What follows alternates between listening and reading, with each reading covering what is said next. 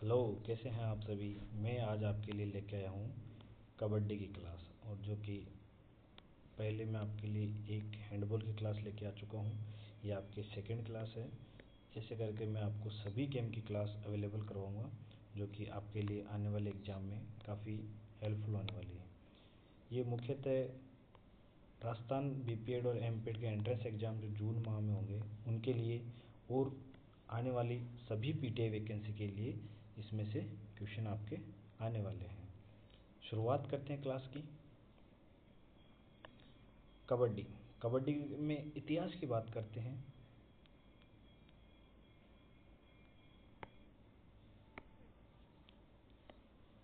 इतिहास की बात करते हैं जो कि भारत के अंदर महाराष्ट्र राज्य से इसकी उत्पत्ति मानी जाती है। कहाँ से मानी जाती है? महाराष्ट्र से।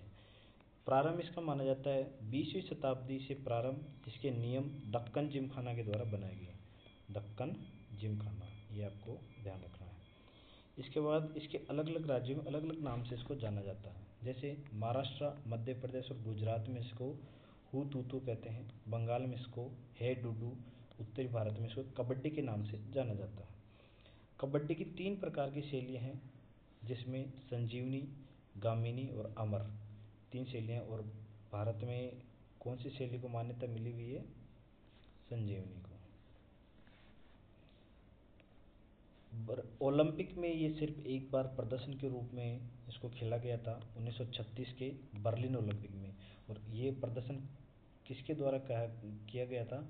ये किया गया था हनुमान व्यायाम प्रसारक मंडल के द्वारा। ये आपको ध्यान रखना है।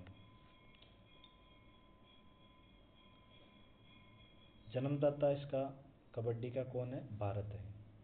IKF फुल फॉर्म रहेगी इसकी इंटरनेशनल कबड्डी फेडरेशन। IKF की full form international kabaddi federation. 2004 में एशियन कबड्डी फेडरेशन, जो कि 1978 में बनी थी। KFI kabaddi federation of India, इसकी स्थापना हुई थी आपकी 1950 में। एशियाई खेलों में 1990 के जो बीजिंग में हुए थे उनमें केवल पुरुषों के लिए इसको शामिल किया गया है। महिला के लिए शामिल किया गया कबड्डी को एशियाई खेलों में 2010 ग्वांगझोउ में, जो कि चीन में है। कबड्डी का प्रथम अर्जुन पुरस्कार दिया गया सदानंद सेठी को, और ये मिला था उनको 1972 में। द्रोणाचार्य पुरस्कार कबड्डी का प्रथम वो मिला था आपको ई प्रसाद राव को, जो कि 2002 में दिया गया था। उसके बाद राजीव गांधी खेल रत्न के अवार्ड की बात करते हैं, जो कि आज तक किसी को भी नहीं मिला है। अब कबड्डी की खेल शब्दावली की बात करते हैं। खेल शब्दावली से पहले आप कबड्डी का ग्राउंड देख लीजिए। ये है सीनियर बॉयज़, सीनियर बॉयज़ के लिए ये कबड्डी का ग्राउंड है। इसकी लेंथ होती है आपके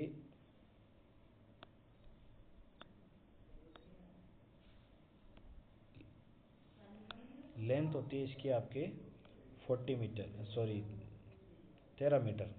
और इसकी विड्थ होगी आपके 10 मीटर। इसकी सेंटर लाइन से जो बक लाइन, जिसको दूसरे नाम से टच लाइन भी कहते हैं, ये होती है यहाँ पे 4.75 मीटर पे। 3.75, सॉरी 3.75। सेंटर लाइन से आपके बोनस लाइन होती है 4.75 मीटर। बक लाइन और बोनस लाइन के बीच, इन दोनों के बीच में आपके 1 मीटर का डिस्टेंस होता है। लास्ट में होती है एंड लाइन। एंड लाइन से 2 मीटर की दूरी पे आपके सिटिंग ब्लॉक बनाए जाते हैं। क्या बनाए जाते हैं? Sitting block. ऐसे सिटिंग ब्लॉक होते हैं और इनकी संख्या होती है टोटल 6। ये आपको ध्यान रखना है। दोनों तरफ ग्राउंड के 1-1 मीटर चौड़ी लॉबी होती है। और लॉबी की लंबाई की बात करें तो जितनी ग्राउंड की लंबाई होगी वो इसकी लॉबी की लंबाई होगी। ये आपको ध्यान रखना है।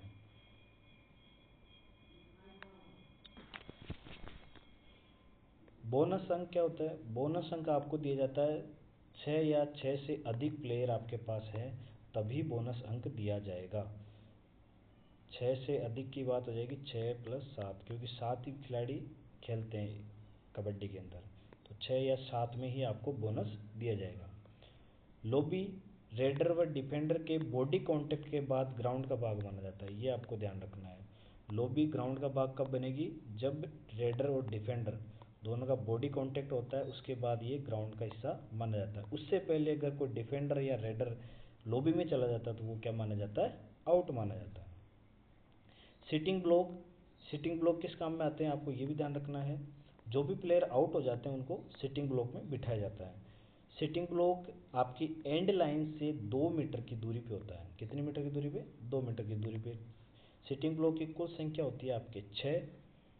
बक लाइन या टच लाइन, तो बक लाइन या टच लाइन की सेंटर लाइन से जो पहली लाइन आएगी ना, इसको बोलते हैं टच लाइन, और टच लाइन का दूसरा नाम क्या है, बक लाइन।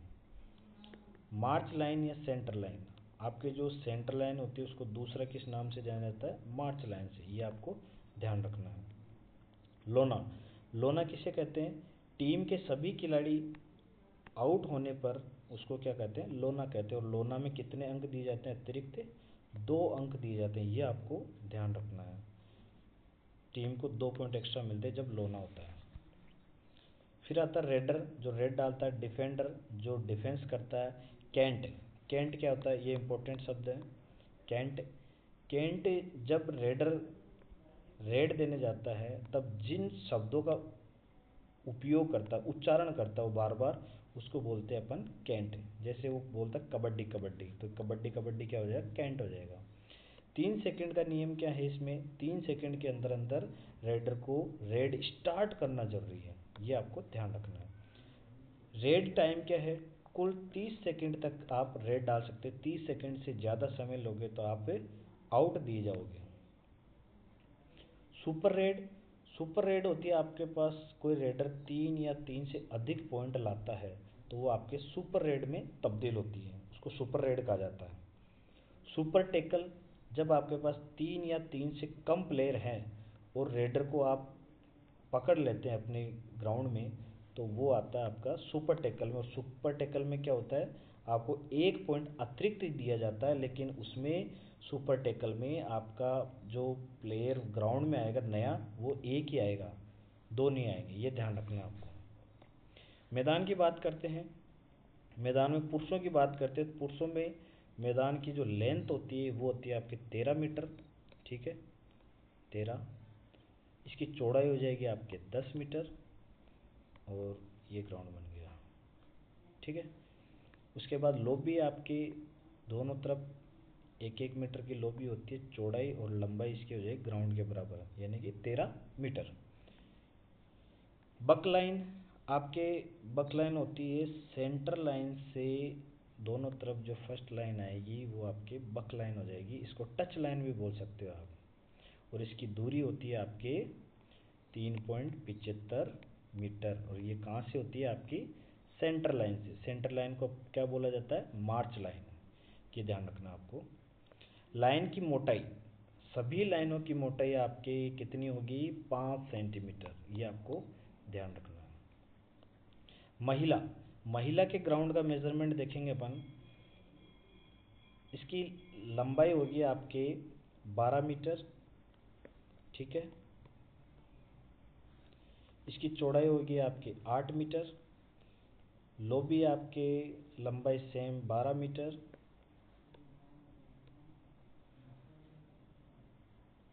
इसकी चौड़ाई हो जाएगी 1-1 मीटर, ये आपको ध्यान रखना है। बक लाइन से सेंटर लाइन तक की दूरी आपकी हो जाएगी 3 मीटर की, ठीक है। सेंटर लाइन से बक लाइन के बाद आते हैं आपके बोनस लाइन, और बोनस लाइन आपकी हो जाएगी सेंटर लाइन से 4 मीटर की दूरी पे, और सभी लाइनें की मोटाई हो जाएगी आपके 5 सेंटीमीटर। मैच की अवधि की बात करते हैं, पुरुष वर्ग का मैच आपके खेला जाता है 20-5-20, यानी 20-20 के आपके 2 हाफ होंगे, और बीच में अंतराल कितने का होगा, आपके सिर्फ 5 मिनट का अंतराल होगा, ये आपको ध्यान रखना है। खिलाड़ी कबड्डी में कितने होते हैं, पहले 12 होते थे, अभी नए रूल के अकॉर्डिंग